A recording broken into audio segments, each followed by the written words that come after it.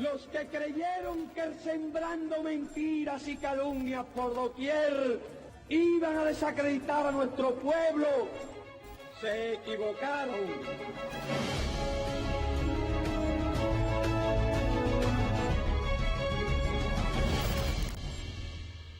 La intentona no duró siquiera 12 horas, a pesar de contar con total apoyo del gobierno de los Estados Unidos. El gobierno de ese país ha dicho que militares leales defendieron la base militar La Carlota y aunque fue asediada, jamás los que intentaron realizar el golpe de Estado pudieron controlar esta base militar. La base militar nunca fue tomada, ni siquiera asediada por militares desertores.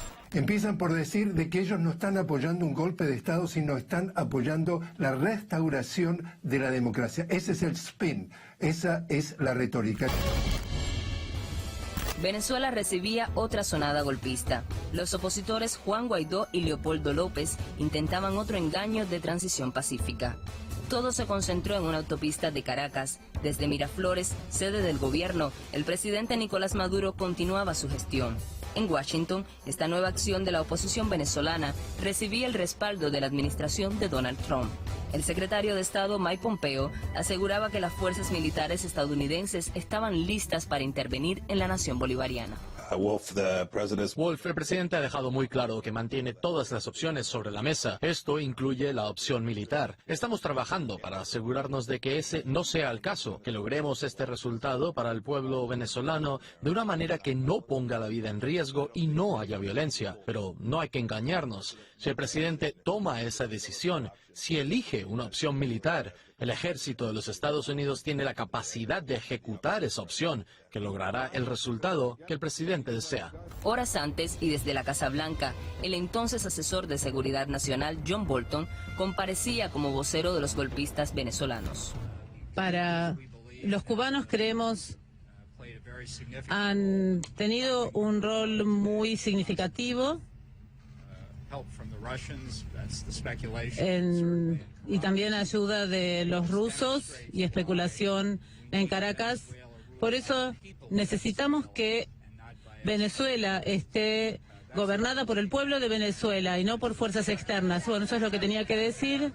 El entonces secretario de Seguridad Nacional de la Casa Blanca fue a Miami a decir que ese gobierno de Estados Unidos, el actual gobierno de Estados Unidos, concluiría lo que empezaron los cubanos que invadieron Cuba por Playa Girón, los mercenarios financiados por Estados Unidos. Se paró en Miami a decir, nosotros vamos a terminar lo que en el 61 ustedes no pudieron hacer. Ustedes, entre comillas, valientes que fueron a luchar a Cuba, no pudieron terminar esa obra, nosotros lo haremos.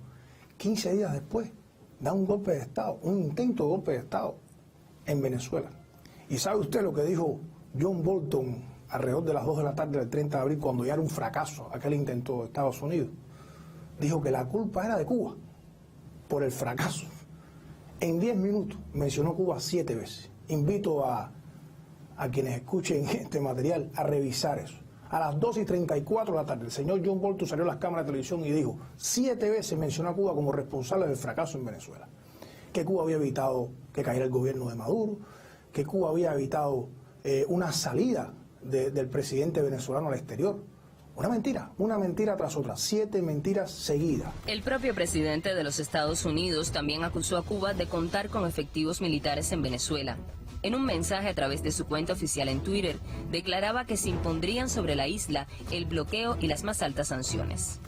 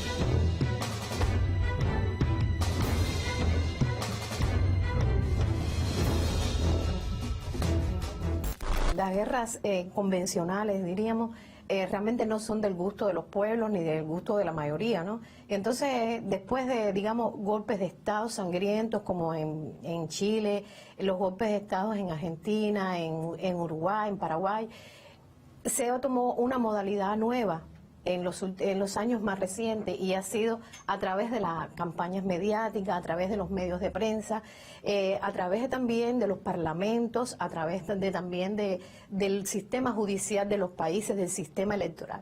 De esa manera, digamos, pacífica, tratan de cambiar los sistemas progresistas que favorecen a la mayoría. Los gobiernos como el imperialismo yanqui y sus aliados, saben que mientras más beneficios se le lleve a la población, mientras mayor educación tengan nuestros pueblos, pues entonces sigue creciendo esa conciencia, decía Chávez, la conciencia del deber social del pueblo, que entonces hace que nuestros pueblos resistan y hagan todo lo que tengan que hacer para no volver al capitalismo, para no volver a los gobiernos neoliberales.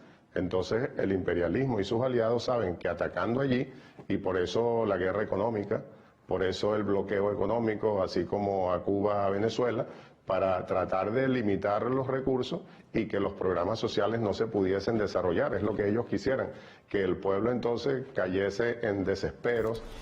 Las misiones sociales en Venezuela iniciaron en el 2003. 4 años antes, durante los deslaves en el estado de Vargas, una brigada médica cubana llegó allí para prestar atención sanitaria a los afectados. Desde entonces, el acceso a la educación, a la salud, la cultura, a una vivienda y el rescate de las tradiciones de los pueblos es un hecho que contradice la propuesta neoliberal para la región. A pesar del bloqueo económico, a pesar de la gran guerra financiera, todas las limitaciones que nos han generado, los programas sociales y sobre todo los que se llevan a través del convenio Cuba-Venezuela no han disminuido para nada. Ellos van a seguir atacando por allí, pero nosotros vamos a seguir fortaleciendo las relaciones. Ante cada ataque, mientras más fuertes son los ataques del imperio con sus aliados, mayor es la unidad entre nosotros.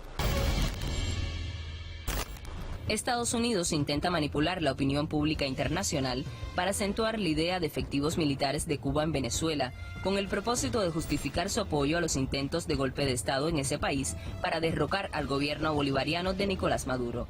Planes que hasta el día de hoy han fracasado. Bueno, no creo que hay apoyo de las fuerzas militares a Maduro, sino que creo que es miedo porque hay efectivos cubanos en el país. ¿Y qué podría ocurrir si falla el presidente interino? Hay que seguirle diciendo al mundo que esa guerra mediática no tiene ninguna razón, porque no son efectivos militares. Es el ejército de cubanos y cubanas que están en Venezuela, pero un ejército para la paz, un ejército para la siembra de conciencia, un ejército para la revolución cultural en nuestro pueblo venezolano. Los profesionales cubanos, cuando atienden a un paciente, no le preguntan de qué partido político eres, solo le preguntan qué enfermedad tiene. El lenguaje médico es un lenguaje internacional que supera la política. Eso es lo que se enseña en Cuba y eso es lo que practican los profesionales cubanos de la salud.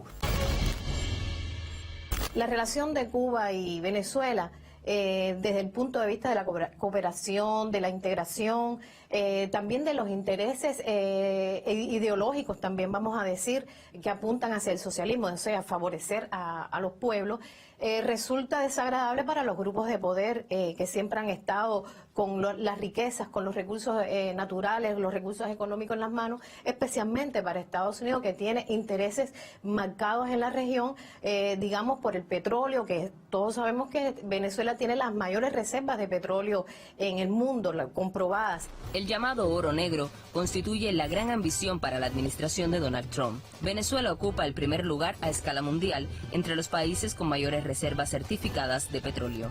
With respect to the Cubans, we've had the opportunity to communicate to them that we find it unacceptable that they're protecting this thug. You've seen the actions that the State Department has taken in terms of Helms-Burton Act waivers that we no longer have in place. We're about to put another set of restrictions in place. The President has communicated that we're going to continue to raise the cost for this malign activity that the Cuban government is engaged in. It's the same kind of human rights violations that there are inside of Cuba today. They are now foisting on the Venezuelan people, all for 50 or 75,000 barrels a day of sub-market priced crude oil. That's unacceptable, and we're going to raise the cost for the Cuban leadership if they continue to engage in this behavior. Lo que hace Estados Unidos es repetir mentiras para convertirlas en verdades, o que se perciban como verdades. Empiezan por decir que tenemos más de 25.000 tropas en Venezuela. Cuba, reitero lo que se ha dicho, no tiene tropas en Venezuela. Cuba no participa en maniobras militares ni de seguridad en Venezuela. Sí tenemos un gran número de cooperantes, médicos, otros profesionales. Contribuimos como lo hacemos con todos los países del Caribe, con gran parte de los países de América Latina, con más de 60 países.